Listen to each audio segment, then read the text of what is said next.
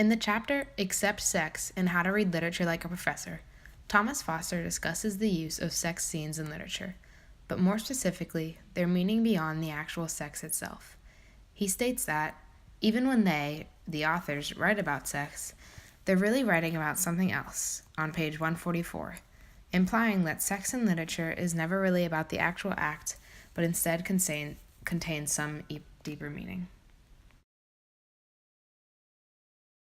While the novel The Road does not include any direct sex scenes, inferences can be made through hints about sex throughout the story.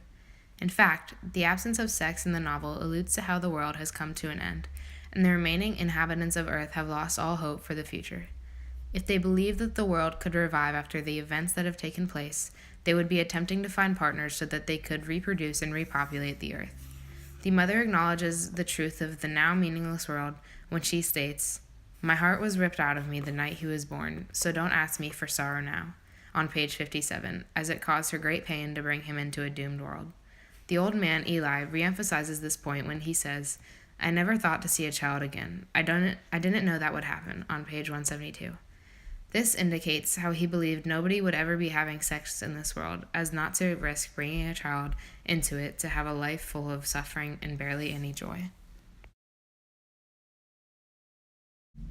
Other hints are given about sex when the bad guys are mentioned in the story. When the man and the boy are passed by a group of the men, the man observes how their wagons are pulled by slaves, and behind them a good number of women followed, who served as their sex slaves. They were described as the women, perhaps a dozen in number, some of them pregnant, on page 92.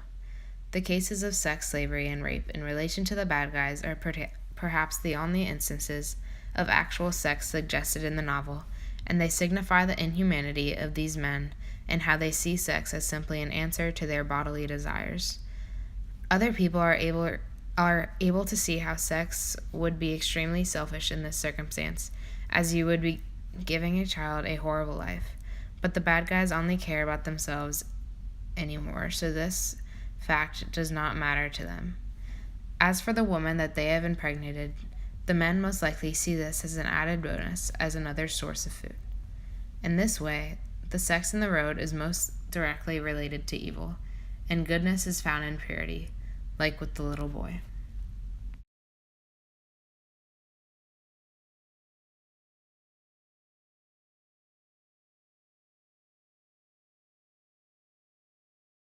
In Beloved, the first sex scene that comes up is the reuniting of Sethe and Paul D. Paul D has desired Sethe ever since their time at Sweet Home, where she was the only female among the male slaves. For both Sethe and Paul D, sex had been corrupted by slavery, which led them to be raped, and for Paul D to resort to bestiality to fulfill his needs. This caused them both, especially Paul D, since Sethe had been married to Hala, to build up expectations for what real, intimate, and consensual sex would be like. Before they take part in the act, Paul D sees Sethe's scars from Sweet Home, which had taken the shape of a tree, and he admires them, kissing every single inch of them and describing them on page 17 as the decorative work of an ironsmith too passionate for display. However, after they have done it, Paul D begins to see them as disgusting. For both of them, their sex is very disappointing, and the lustful image Paul D had painted for Sethe for all these years disappears. Despite the overall disappointment, Paul D and Sethe continue to sleep together. For Sethe, their relationship represents a new life she could create, where her, Paul D, and Denver could be a normal family without the emotional baggage of the past dragging her down anymore. This imagery is created by Morrison when the three went to the fair and had a normal family experience, and while they were walking there and back, their shadows cast the image of the three of them holding hands. For Paul D, he begins to fear that he is sexually attracted to Beloved, so for him their sex represents an escape from his fears from Beloved. Later in the book, after Beloved seems to draw Paul D out of the house so that he feels unable to sleep in the same bed as Sethe, Beloved traps Paul D, and although he tries to resist her and tells her to go away, for some reason he feels drawn to her and can't help but to give in.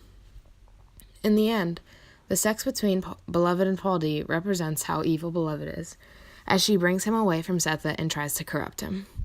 This is shown when she tells him, "Call me my name," on page 137, indicating how she wants to replace Setha and make it known that she has control over him.